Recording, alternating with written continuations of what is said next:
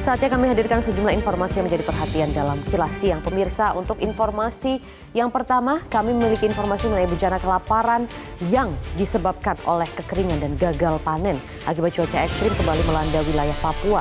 Di distrik Amuma, Kabupaten Yahukimo, Papua Pegunungan, tercatat 24 orang meninggal dunia akibat bencana kelaparan.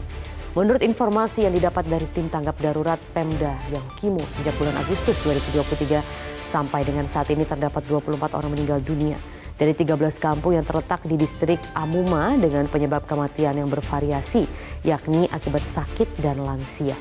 Kepala Badan Nasional Penanggulangan Bencana Letjen TNI Suharyanto menyatakan pemerintah daerah setempat telah mengeluarkan status tanggap darurat bencana mulai 21 Oktober hingga 1 November 2023. Ini membuat BNPB dapat mendorong bantuan untuk percepatan bencana di sana. Menurut Bupati Yahukimo, Didimus Yahuli, berdasarkan data yang diterima dari tim yang diterjunkan langsung ke distrik Amuma, 24 orang yang meninggal dunia terjadi dalam rentan waktu sejak Februari hingga Oktober 2023 dari lokasi yang berbeda.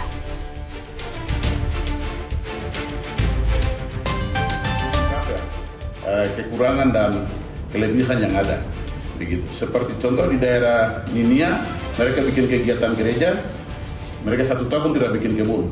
Mereka datang minta beras, kita kasih beras. Keadaan stabil. Di daerah Liput, mereka bikin lapangan terbang, mereka kekurangan pangan, kita kasih beras. Mereka sambil makan nasi, mereka bikin kebun. Akhirnya keadaan stabil. Di Amuma ini aneh menurut saya. Sehingga dengan tegas, saya sebagai kepala daerah sini menyatakan bahwa di Amuma itu orang mati tidak karena kelaparan, tetapi mati karena sakit biasa dan di interval waktu 8 bulan. Ya, distrik Amuma memang salah satu distrik yang masih harus menjadi perhatian khusus dari Pemda setempat, meski tadi sudah ditanggapi bahwa memang tidak bisa disimpulkan bahwa kematian tersebut karena memang kelaparan, tapi semoga ini mendapat tanggapan yang serius ya tentang bencana kelaparan yang ada di sana. Dan kita ke kilas yang kedua, pemirsa, ini mengenai menanggapi keluhan para penumpang. PT KAI Divisi LRT Jabodebek menyampaikan heatway atau jarak kedatangan antar kereta menjadi lebih panjang. Menyusul adanya kondisi roda kereta yang beroperasi sebagian besar sudah memasuki masa perawatan pembuatan roda. Manajer Public Relations LRT Jabodebek, Kuswardo, yang mengatakan saat ini ada 18 trainset yang sedang antri untuk pembuatan roda, sehingga heatway yang normalnya 15 menit menjadi sekitar 30-40 menit. Saat ini LRT Jabodebek hanya beroperasi dengan 9 trainset dan 131 perjalanan. Hal ini terpaksa dilakukan karena didapati kondisi roda kereta yang beroperasi sebagian besar sudah memasuki masa perawatan pembubutan roda untuk menghindari kemungkinan terjadinya hal-hal yang tidak diharapkan. Hingga saat ini LRT Jabodebek sudah mengangkut lebih dari 2,4 juta pelanggan sejak diresmikan 28 Agustus 2023.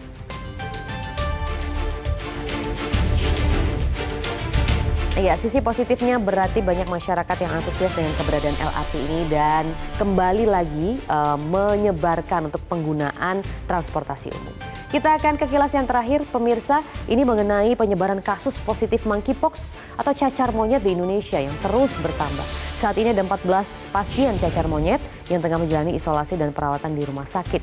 Informasi penambahan kasus positif cacar monyet ini diungkapkan oleh Kementerian Kesehatan. Saat ini ada 14 pasien yang positif cacar monyet. Penambahan kasus baru cacar monyet tersebar di sejumlah wilayah Jakarta. Seluruh kasus aktif cacar monyet dirawat dan diisolasi intensif di rumah sakit. PJ Gubernur DKI Jakarta Heru Budi Hartono telah meminta Dinkes DKI Jakarta untuk membentuk tim tracing guna melacak penularan kasus cacar monyet di Jakarta. Program vaksinasi terhadap kelompok berisiko tinggi diperkirakan akan dimulai pekan depan.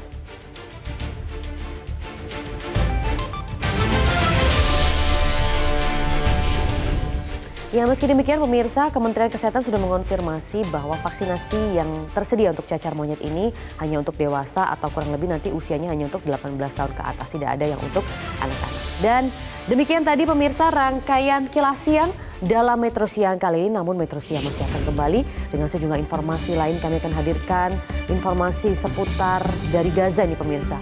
Jelajahi cara baru mendapatkan informasi. Download Metro TV Extend sekarang.